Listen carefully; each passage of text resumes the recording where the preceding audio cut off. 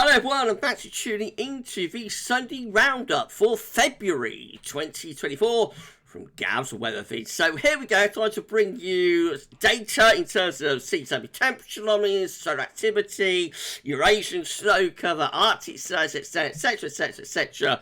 All the things that we'd have in a regular Sunday Roundup and or winter update that we are going to be featuring for you in this Sunday Roundup. So sit back, relax and enjoy, and I shall talk you through the Sunday Roundup for February 2024 in a moment. Just to say that the first video today was our 6 AM UK weather forecast. We've also released the fourth update for spring. That's a solar special. And we've got a 10 to 14 day with all of the regular features coming up for you later on this afternoon as well. So please like, share and subscribe on all today's videos and content. And thank you so much everybody for doing that. Just to say, the Sunday Roundups are a once a month video that we do from January. But January's like the New Year's Day Roundup, but same as Sunday Roundup really. So and sometimes New Year's Day might coincide with Sunday as well, mightn't it? But yeah, so we do like once a month of these roundups from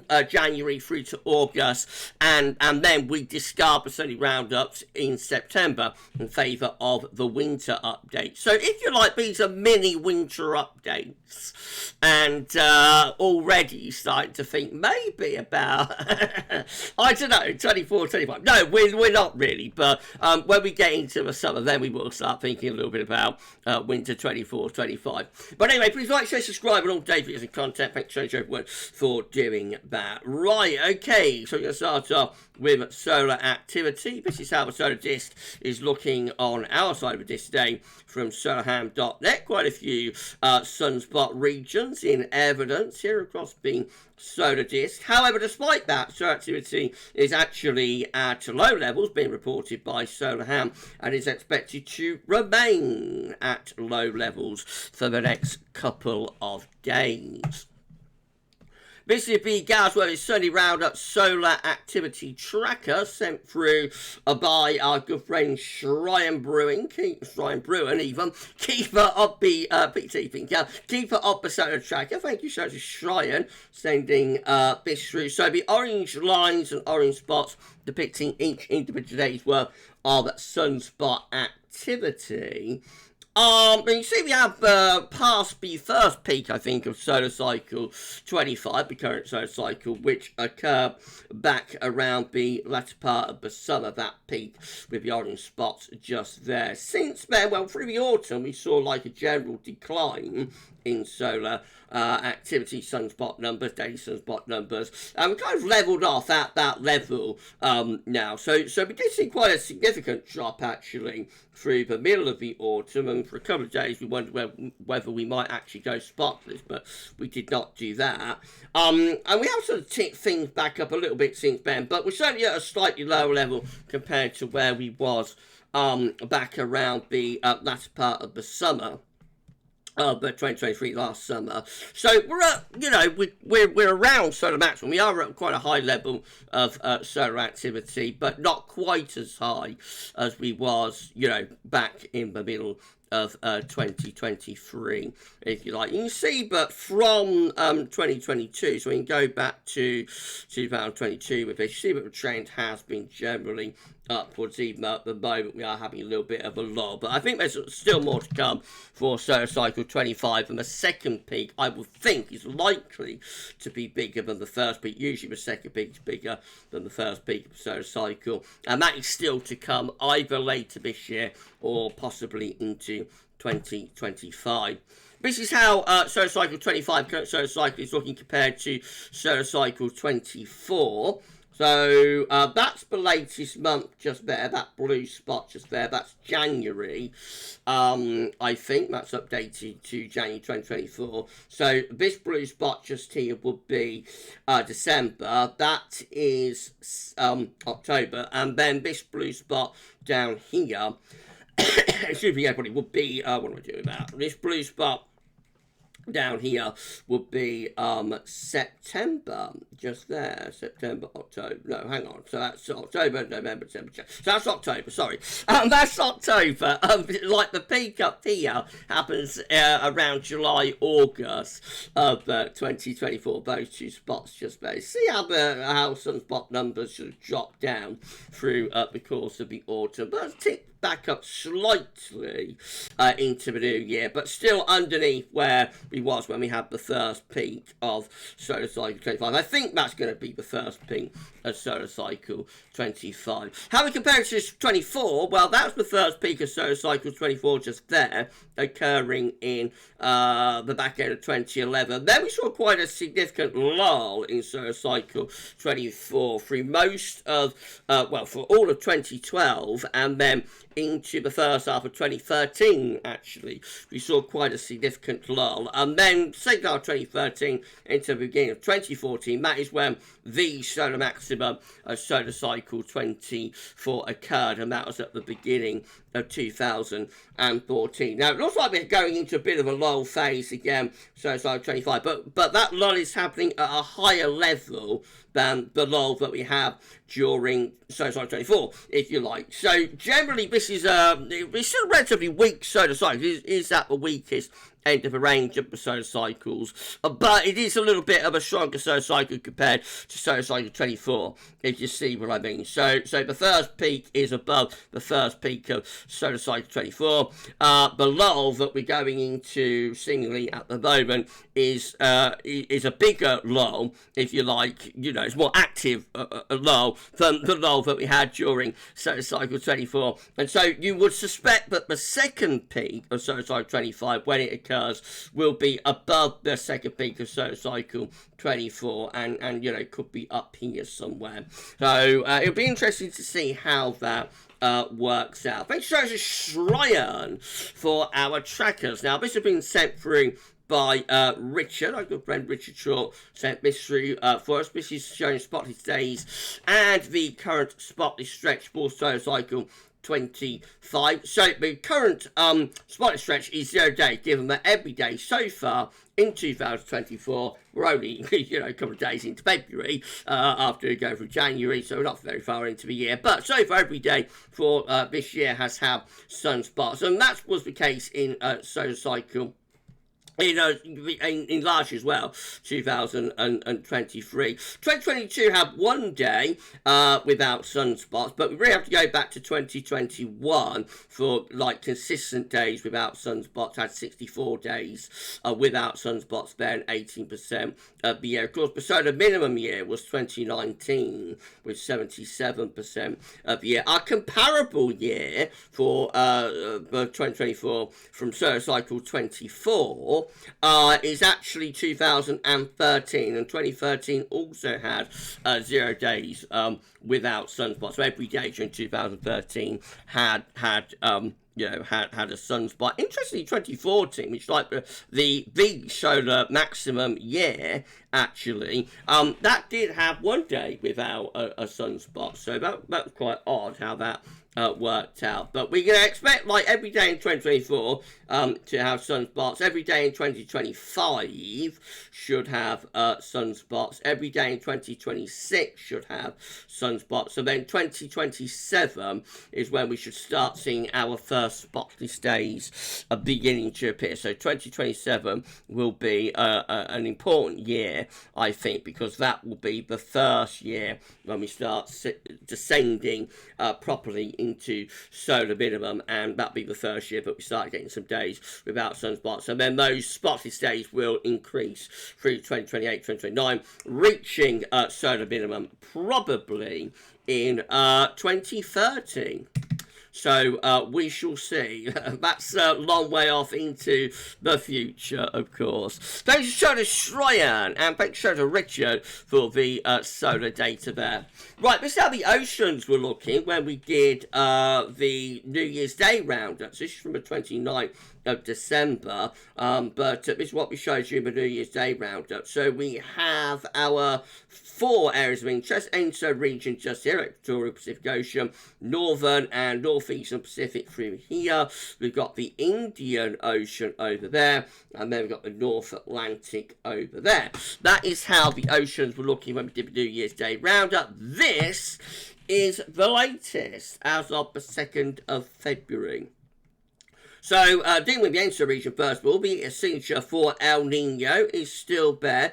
Pretty uniform across most parts of the Equatorial Pacific Ocean. Maybe backed off a little bit over in the eastern portion, but that doesn't look like a proper Madoki to me, I have to say. You know, we would discuss whether we have like a uniform El Nino or an eastern-based El Nino versus a Madoki El Nino. We have a Madoki El Nino. You expect it, I think, to be a little bit cooler through here, and then a little bit warmer through here. It just looks quite uniform. It might be slightly Madoki, but I don't think that's like a classic Madoki signature. And that's one of the reasons why North America and Northern Europe hasn't had a particular... Well, the far north of Europe has had quite a cold winter, actually, Nordic and Scandinavian regions, but most parts of Europe haven't had a cold winter. Most parts of America, I don't think, have had a cold winter either. And one of the reasons that hasn't happened is because the Madoki El Nino hasn't really become like a proper Madoki El Nino. I don't think it's slightly Madoki in nature, but I wouldn't say that's like a classic Madoki signature. Still a little bit on the cooler side up here, but the negative PDO signature is weakening a little bit now. So the cold PDO signature is weakening over in the Indian Ocean. That's how things were looking. We're over here now. That's how things looking back for New Year's Day roundup. This is the latest. So just generally losing the positive IOD phase. Most parts of the Indian Ocean just looking generally quite warm now. And then in the North Atlantic Ocean, quite interesting over in the Atlantic actually. So more of a tripole signature now, I think. Warmer through here, cooler through here, and then warmer through here. So it does look as though taken a while through the winter. It does look as though we have got something of like a classic, rather classic tripole type signature now. I would still like to see this area go colder, to be honest. I would still like to see that area to be a little bit colder. And maybe this area a bit warmer actually to the south of Greenland, so let's get rid of that. So this area still wants to be a little bit warmer, and this area wants to be a little bit colder still to be an absolutely classic tripole signature. This is all fine down here, that's all plenty warm enough. But it is, I think that is like a weak tripole now that we've got, and that could well help enable us to get a rather colder sort of end to the winter and into early spring, especially if that tripole signature strengthens a little bit more. Of course, where we got this warm area just here, this is like the tropical and subtropical Atlantic, and of course if that carries on into the summer, then we're going to be game on. We're going to be game on for a big hurricane season if we start seeing La Nina developing. So if we start getting La Nina going through the Pacific, and you know, maybe something's colder again with the PDO up here, then if this warm area carries on, we're going to be absolutely primed for a big hurricane season. And I would not be that surprised if 2024 is the first hyperactive hurricane season that we've had since 2020. I think excuse me, I think it is very, very possible, unless there's some sort of cool down that goes on, but at the moment there's no sign of that at all. So unless we see some sort of cool down through this area here, then I think we're going to be game on for a big hurricane season this year if we start moving into La Nina. This was a 7-day change, so in the Indian Ocean just generally warming up in most areas. In the Equatorial Pacific Ocean, many areas are still warming actually, especially in this central region. region, and not much happening in the northern and northeast Pacific round here. And then in the Atlantic, you see how the tropical and subtropical Atlantic is warming still from an already pretty high temperature. That's still warming in the past 7 days. Cooling occurring maybe through here. Yeah, I think the Atlantic is shifting into more of a negative NAO, or tripole type pattern, to be honest, at the moment. This is the Southern Oscillation Index, so this is measuring air pressures between Tahiti and also between Darwin as well. So when the SOI is in its negative phase, we're going to have an El Nino type setup in the Southern Pacific Ocean. When the SOI is positive, we're going to have a La Nina type atmospheric setup in the Southern Ocean. So you can see we are having quite negative numbers at the moment. 3rd of February comes out at -22.19. 2nd of February comes out -29. 1st of February again is at -29 as well. These are all numbers that are telling us the atmospheric setup is still reflective, quite strongly reflective of El Nino down there in the Southern Ocean. Interestingly, in January, we did go through some strong positivity of the SOI. So, for example, 15th of January had plus 31.61, as did the 16th of January. That's very unusual for, like, in the middle of an El Nino event, to have the atmospheric setup be strongly reflective of La Nina. That was a little bit strange, and was possibly one of the reasons why January didn't work out quite as cold as we expected across North America and also parts of Europe as well, because we flipped it from like an El Nino setup around the New Year into a La Nina setup. This is the Southern Ocean, through the middle part of January, and now we're going back quite strongly into an El Nino type setup though, as we came to the end of January and went on into February. Just to confirm, this has been quite a strong El Nino event. So this is the cold and warm episode by season chart from CPC, NCUP and NOAA. The red numbers here for 2023 showing the temperature anomalies on tri-monthly periods.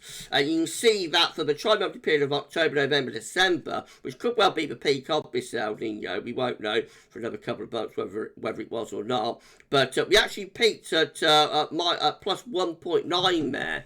So nearly 2 degrees above average. That is quite a strong El Nino event. It's under a Super Nino. These sort of numbers, 2.5 degrees above average. They are, that's like Super Nino territory. But when you get to 2 degrees above average, you are having a solidly strong El Nino. It's not much further above that to get into super territory, actually. So this has been a pretty strong El Nino, but not as strong as the 2015-2016 Super Nino. As far as 0910 is concerned, it's a stronger event than the Modoki El Nino that we had in 0910, made with the numbers that we have during that cold winter of 2009-2010. So again, the strength of the El Nino possibly is one of the reasons why the expected cold winter for much of Europe hasn't really materialised, except in Scandinavia and Nordic regions. As I always say, the stronger these events get, the harder it is to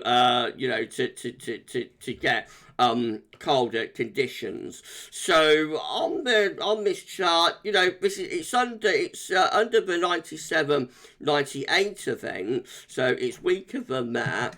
Maybe on a par with the 91-92 event. That could be one of the ones that we're closest to, but a little bit stronger than that one. I'm trying to find a match for us, and it's a little bit difficult. It's weaker than the 82-83 Super Nino. That peaked at 2.2 above average. Of course, we have got a couple more tri-monthly periods to go, though, before we confirm just how strong this El Nino event got. Maybe 65-66. That was quite a strong El Nino just here.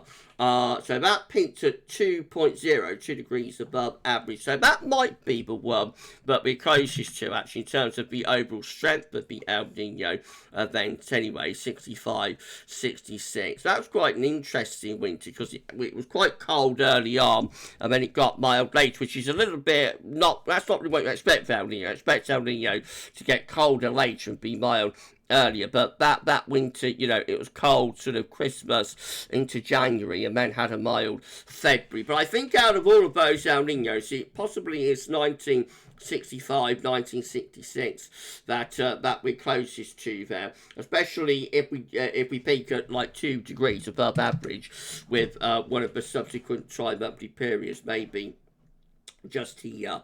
Now anyway, it'll be interesting to see what happens with that. CFSB2 is forecasting that we're going to go quickly into landing. This could be bad news for the summer. So this is the forecast from CFSB2. Got temperature anomalies on the side, dates in monthly periods on the bottom. Sorry once again, everybody. So we're currently just here.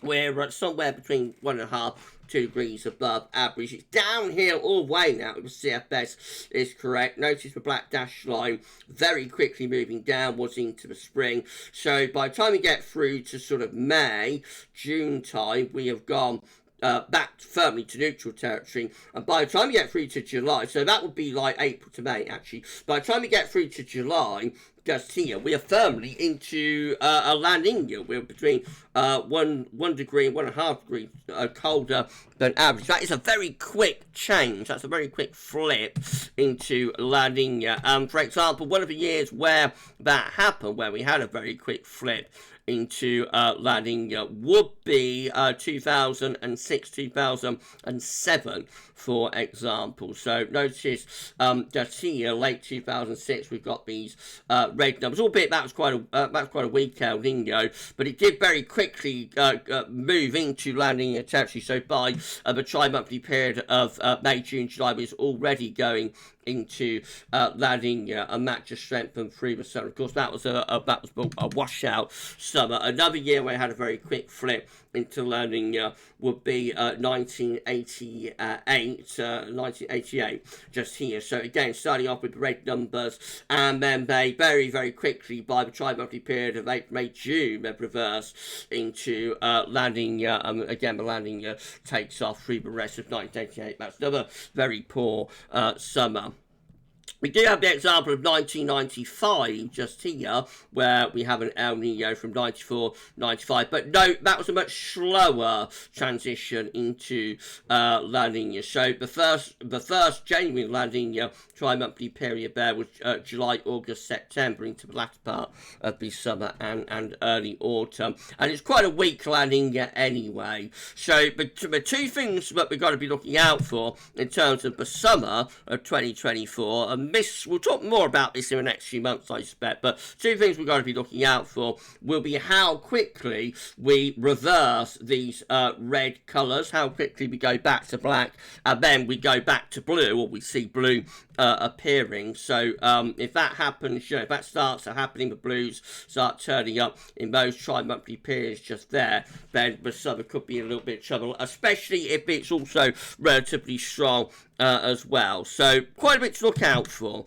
as we go into the summer, and summer 2024 could turn out to be a rather unsettled poor summer if this quick flip does occur. But again, it's only a forecast, CFSB2. It's normally pretty good, I think, CFS, with its overall ENSO trend, so direction of travel. But having said that, it might be overdoing, how quickly it's moving into that La Nina, how strong it's developing it. Right, QBO next, quasi-BN oscillations. So this with this from NASA, you have to think that this is the top of the atmosphere in the stratosphere just here. This is the boundary level of the atmosphere that we call the troposphere, just there, 30 to 50 HPA, and this blue-green area just here is the latest phase of the easterly QBO, which of course descended from the strat down into the troposphere last year. We see the next westerly QBO phase lurking up in the very top of the atmosphere and stratosphere. At the moment, that is being kept well and truly at bay by the easterly QBO, but we will see westerly QBO descending as we go through, particularly the middle and second half of 2024. I think that is where we will move into our next phase of westerly QBO. And winter 2024-25 is likely to be a westerly QBO winter. This is coming from NOAA, so this just confirms the latest QBO number. Further strengthening of the easterly QBO. I think we're more or less at peak of the easterly QBO now, certainly in the next month or two. So January came out with a QBO number of minus 24.56, quite a strong easterly QBO phase. Now that's a further strengthening from December, which was minus 22.69. I think we'll probably see the easterly QBO maybe levelling off, perhaps getting a little bit stronger. Often peaks around minus 26, minus 27, something like that over the next 2, 3, 4 months. And then we should see it starting to reverse, and the second half of 2024 should take us into a westerly QBO. Arctic Oscillation observed and forecast is looking like this. So again, the black line shows where we've been, with the Arctic Oscillation red lines at the end, where the GFS ensembles are forecasting Arctic Oscillation to go.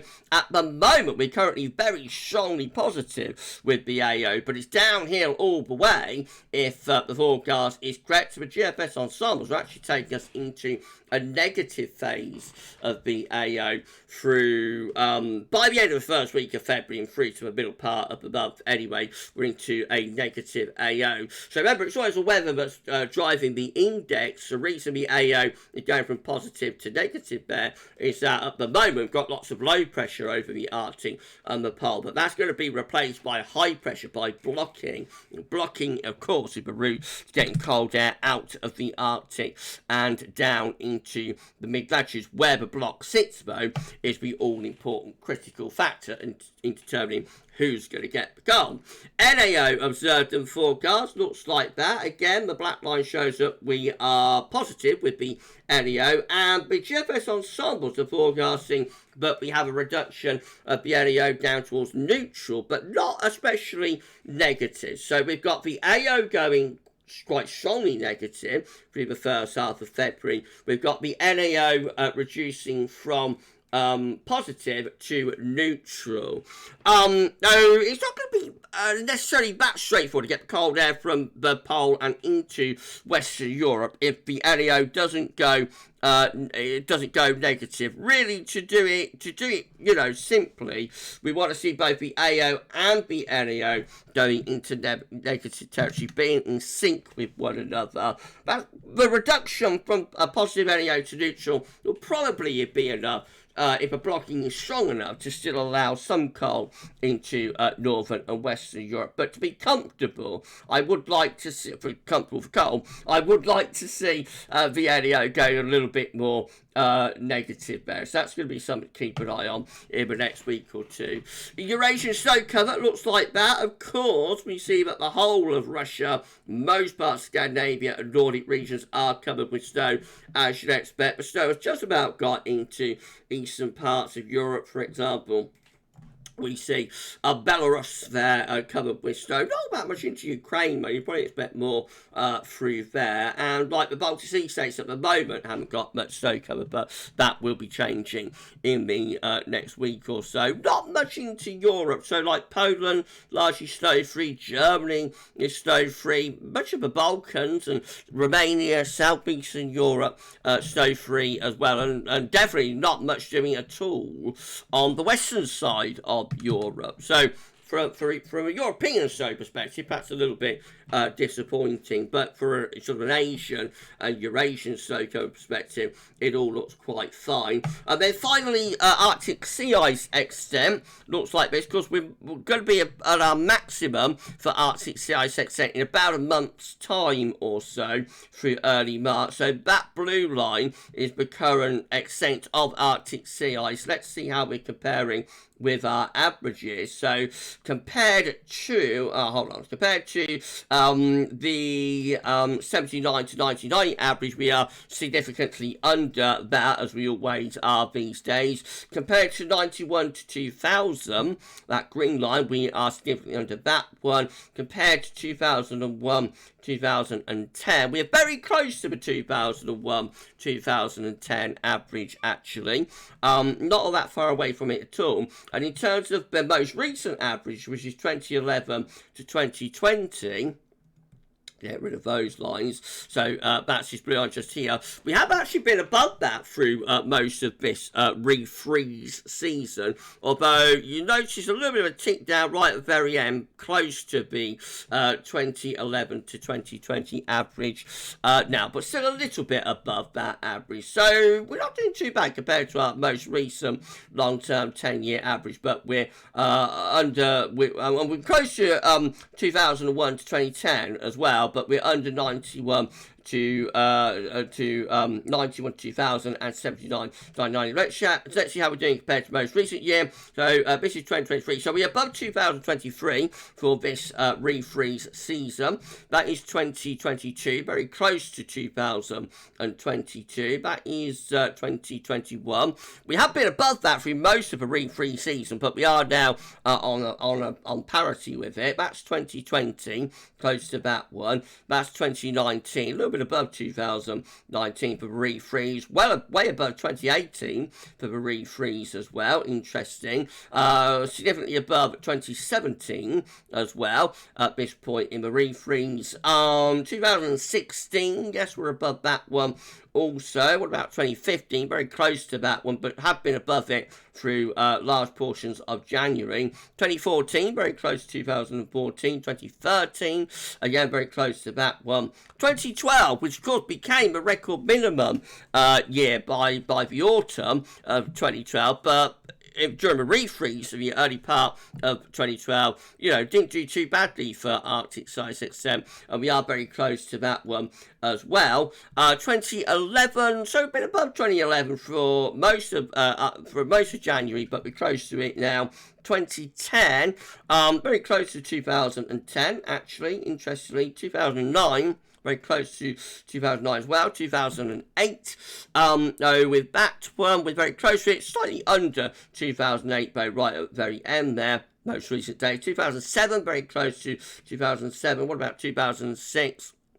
We're slightly above 2006 at the moment. We're doing all right, really, aren't we? Compared to a lot of these years, we're not doing too badly at all. That is 2005, so we are around or slightly above that one. 2004, we're a little bit under 2004, but very close to it.